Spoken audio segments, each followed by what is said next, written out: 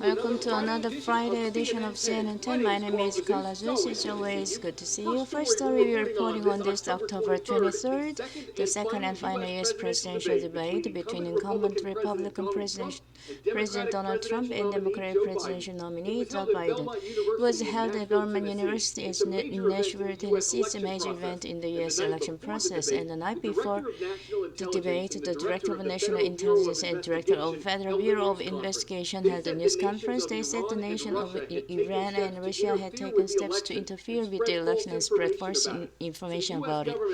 So the U.S. government warned Americans to be on guard concerning the stories they read on email and social media. The planned debate topics were titled Fighting COVID-19, American Families, Race in America, Climate Change, National Security, and Leadership. They were chosen by debate moderator Kristen Welker, anchor and correspondent from NBC News and CNN.com will have full coverage of the debate.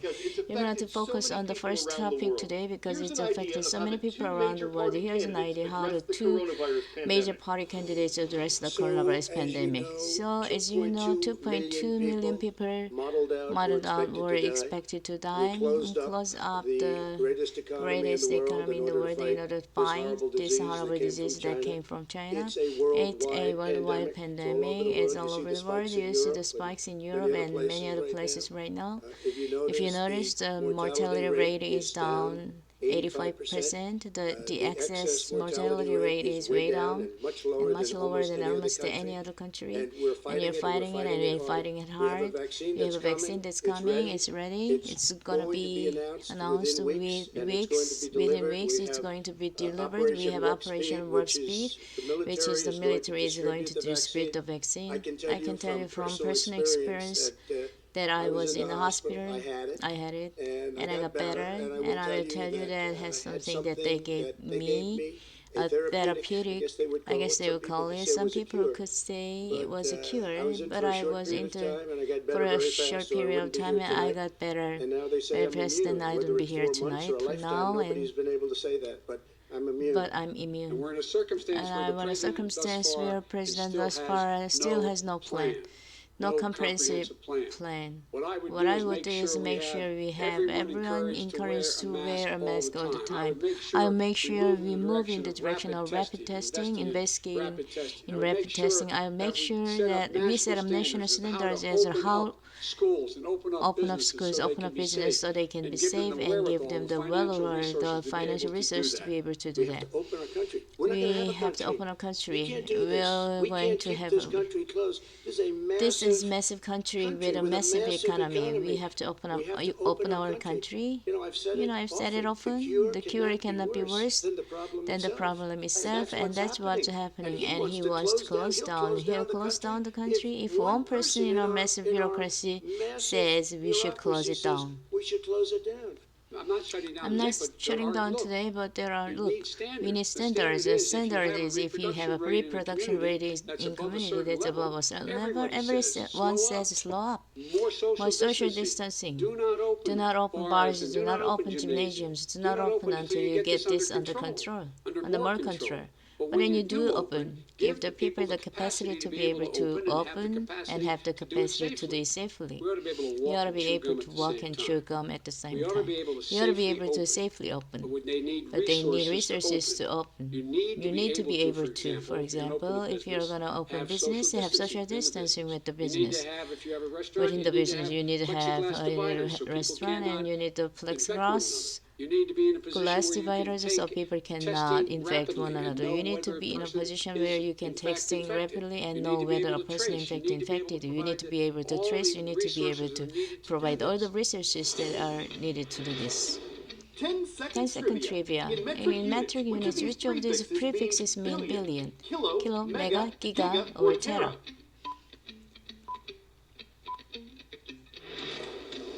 These prefixes are in order 1,000, million, billion, trillion, with giga denoting billion.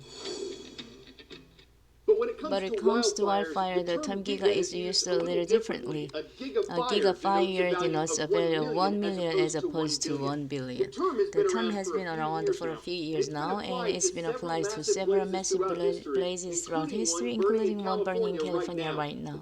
It's called August complex fire. It's mostly contained, meaning it's mostly blocked from spreading further, but the damage has already been done. It's part of a highly active fire season across the United States. This isn't the worst in national history, at least not at this point. The National Interagency Fire Center says that since 1983, there have been 2 years when fires burned more than 10 million acres, and 2020 hasn't seen that yet. It's also possible that decades of fires before 1953 were much worse, but the NIFC says data from them isn't reliable. So people, whoever For the more recent blazes, especially the ones in California, some experts and politicians have blamed the warming climate, more severe drought, which makes severe fires more likely. Some experts and politicians have blamed the bad land management, not doing enough to remove dense forest vegetation, which helps fires spread more easily. Whatever the causes are, CNN 10 contributor Tyler Motley explains the effects across the Golden State. Tyler. California's largest wildfire ever recently became a gigafire. It's a term that U.S. hasn't had to use in more than a decade. I'm referring to the August complex fire in Northern California. It's taken the top spot for the largest fire in California history and has now burned more than 1 million acres or more. It gets coined as a gigafire. This is one notch above a megafire, which experts use when you may guess a fire has scorched 100,000 acres or more. The country's most recent gigafire was 2004 tidal complex fire in Alaska. Before that, it was Yellowstone fires in 1988. So this is yet another unfortunate superlative for an already record-breaking fire season. Tens of thousands of fires this year. Many of these have large wildfires, leading to more than 8.3 million acres burned, way more than within a normal year. Half of that 8.3 billion has occurred in California alone, making this year the state's worst year on record, according to Cat Fire. Cal Fire only given way to the largest fire ever in California. It's also produced the 5 or 6 largest fires on record for the state. Probably seems like something called the diabolic ironclad beetle would be pretty tough. Well, it is. So tough you can run over it with a car and the beetle is still ticking. Scientists wanted to find out why. In a new study published in the journal Nature, they created 2 interlocking leads over the beetle's back for protecting it. These leads fit together like a jigsaw puzzle, and that helps beetle spread any force that's supplied to it across its body.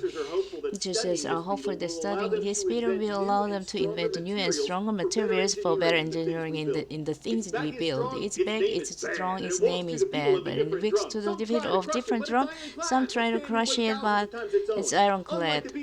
Unlike the beetles, it won't help if the lower than gives the coming together safe to hide and ticket to survive and make it feel alright. I'm Kalazan, and Fridays are awesome, especially for students in Wentzville, Missouri, who get today's shout out at Timberland High School. Have a great weekend from all of us at CNN.